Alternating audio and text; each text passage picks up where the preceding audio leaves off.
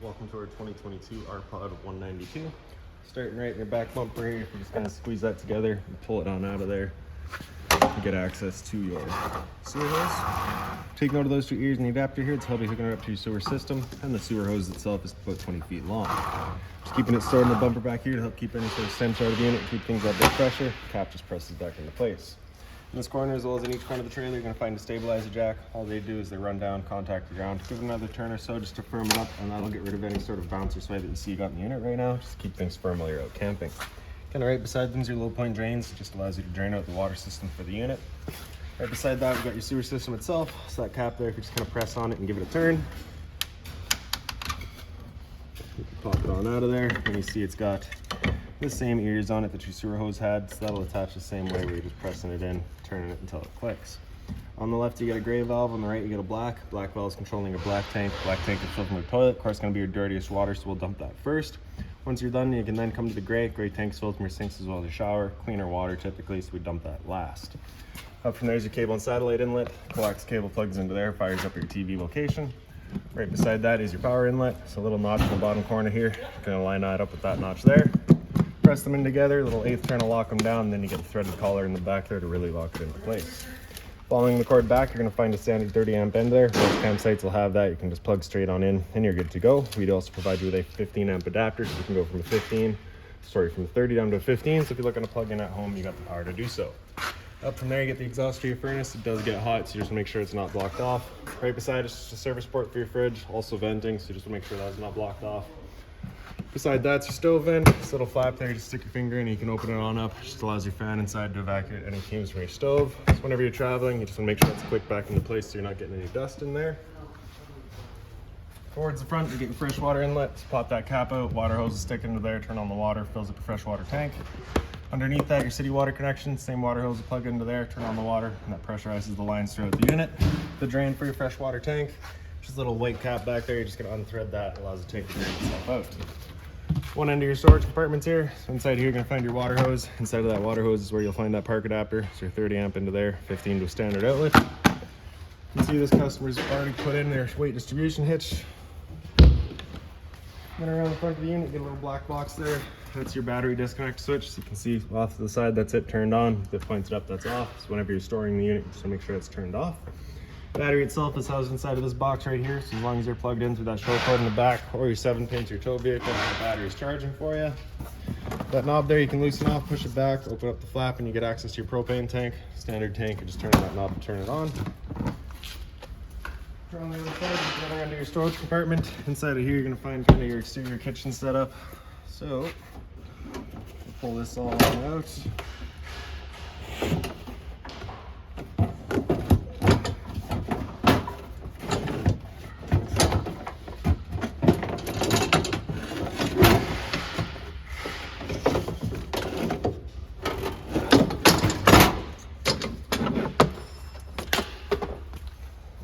The way this works is you have that channel there is sitting onto this piece here. So your cable is going to come to the back, or the front I guess really. Sits down into place. Same thing over here, it's just got its two wings that are going to fold out. Plop that into place as well.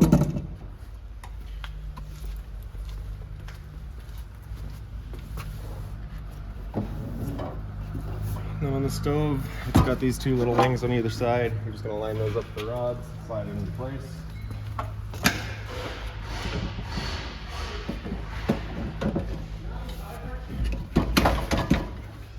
When you get the little pins there, just slide it through, just kind of lock it in there. The hose just has that quick connect kind of safety, right? So you just want to close off that valve, then you can undo that collar. With that valve opened up, you can't undo that collar. It's just kind of a safety thing. And it's right in the back of the stove there.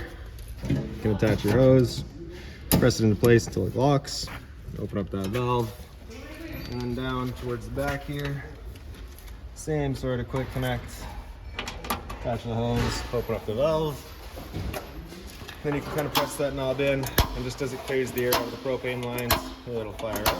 There we go. Okay. Once you're done, turn it to off, letting it cool down, close off the flow of propane, undo it from the trailer. And same thing at the stove.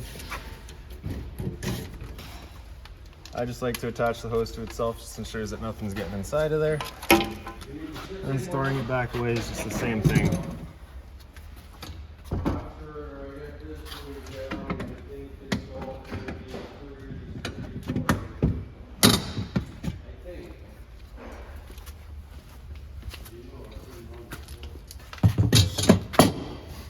You also get the little water hose here. So just take note of those 2 ears and the adapter there. Spray port's right here. Just pop it on open. Get the 2 ears kind of at the 3 and 9 position. Press them in, clicks into place. Then you get the garden hose end. Once you're done, just kind of press on it.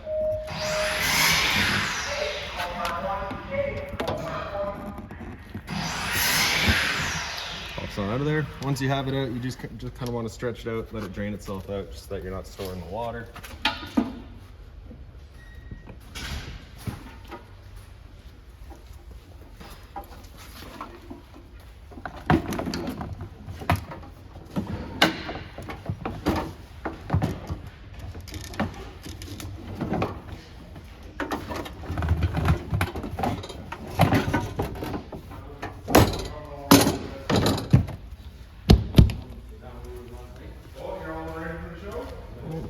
So in that outside the kitchen area, you also have that geofire protected outlet.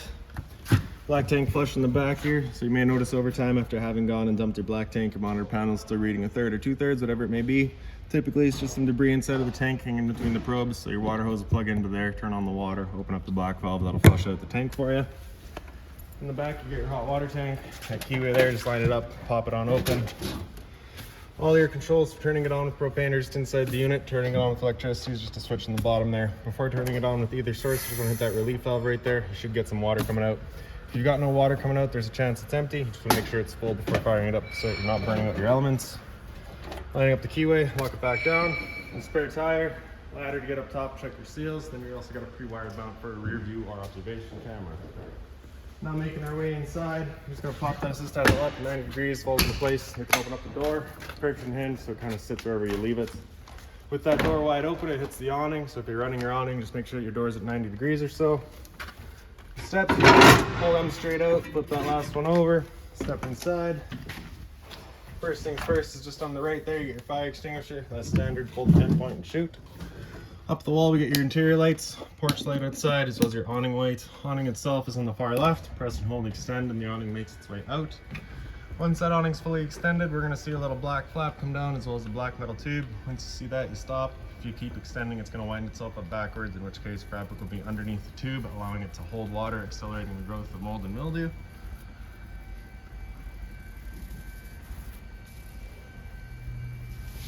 There's our flap. There's the tube, so we'll stop right there. If it were to start raining, it's of course going to hold some water, so what you're going to do is grab either arm, front or rear, pull straight down on it, and you can see that changes the pitch of the awning out of the head, allowing water to then run off. If you like that angle better, because it does give you more shade, you can do the same thing up front. Before bringing them back in though, you want to make sure there's a back road straight, just so you're not running the risk of bending them. Press and hold the track, the awning will make its way back in. Again, you're just going to watch to make sure that your fabric's over top of the tube.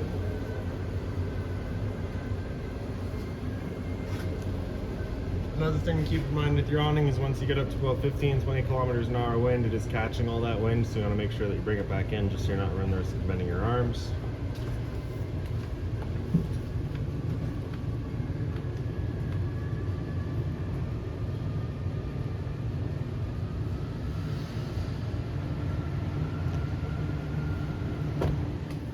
Along the front, you get a bunch of storage space, closet space, USB outlet, as well as a power outlet. It's a folding couch in the front. So it's currently set up as the couch course.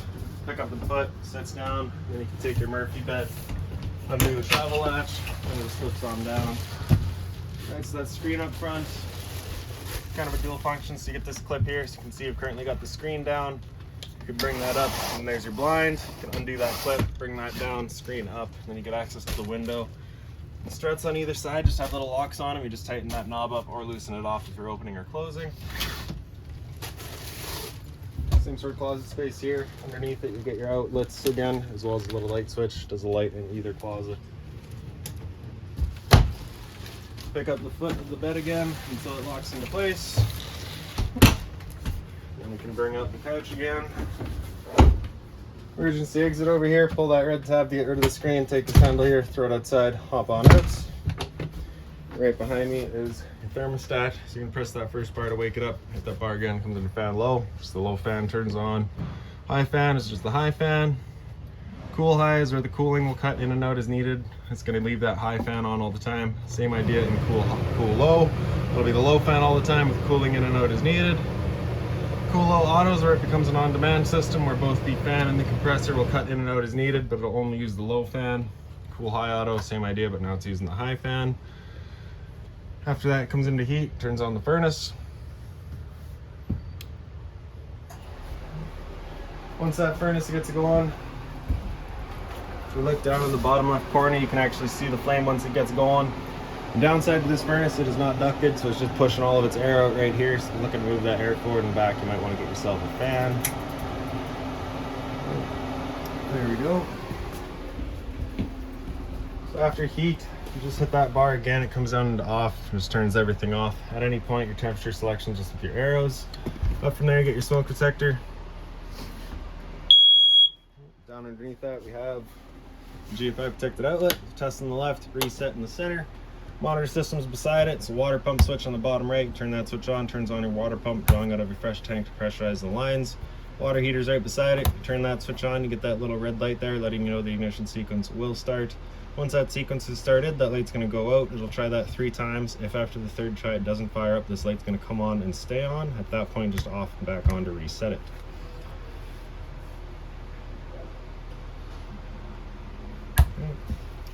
So battery monitor systems up top, so we have battery in the bottom there. So we're currently C for charging, G would be good, F is fair, L is low. Fresh tank, as you fill that up, we'll go to a third, 2/3 and full. Same idea for your black and your gray. In the kitchen, you get a little light there above the sink.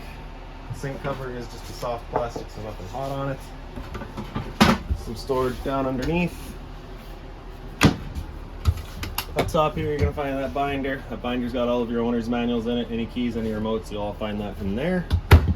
Stove vent here, so you get the lights as well as the fan. This is that fan that you want turned on with that flap outside opened up. For the stove, you just flip it on open, grab a lighter, turn it up to lights. Simple as that. And once you're done, just turning it off, letting it cool down, then you can close it off. Microwave underneath it also has the convection feature, so you can kind of cook in there. Underneath all that, you get your LP detector. Propane's heavier than air, it sits on the floor. That guy detects it and starts going off just like a smoke detector would. Beside it all, you get your converter. Press the top and center, it pops on open. All of your breakers are on the left here. Whenever a breaker breaks, it sits in the center, so just turn it off and then back on to reset it. All of your fuses on the right side. Central vac beside it, it's a power button right there. Hose would attach right there. Pull that slider over, you get access to the bag. Underneath it is also this kind of dustpan eliminator. Allows you to just sweep up any dust right here, pop it open, it'll suck it up for you. Fridge above that is fully 12 volt. Sorry, we're wrong there. It is a dual function and it is not 12 volt, it is 120. So power button right there, turns it on. Auto's first using 120 volt power. If AC is taken away, it'll automatically flip over to gas. If you want it to run solely on gas, you're gonna have that button come out. It'll fire up just on gas. If that check light were to come on, it's just letting you know it hasn't fired up, so just off and back on to reset it. Freezer up top, and your fridge down below. Temp suction in the top right there. The dinette, you get your storage across the top. Entertainment area in the back, so you get your stereo up top. Pretty straightforward. Zone 1, I believe, is inside. Zone 2 is outside. TV's all hooked up. All your connections for it right back here. So you can see we're hooked up to the antenna right now. That antenna is turned on, signified by that green light. 12 volt TV. The dinette here, if you were to take this table and wiggle it up and out of its legs, the legs will then wiggle out of their bases. You can take the table and sit it onto those little black blocks there. Take your back cushions, fill in the middle, creates a bed. And in the bathroom, you get your sliding door there, the little latch, some storage space. Toilet here, flips on open, you get your flusher front and center. Hot and cold water at the sink, of course. Bit of storage underneath it, just being mindful of your drains and your water lines. Hot and cold water in the shower, of course. You also have the aquamizer here. So for example, you're out dry camping, you've got no access to water, you've just got what's in your water tank. You're waiting to have a shower here, waiting for the hot water to get here, but you're, basically just wasting all your water down the drain.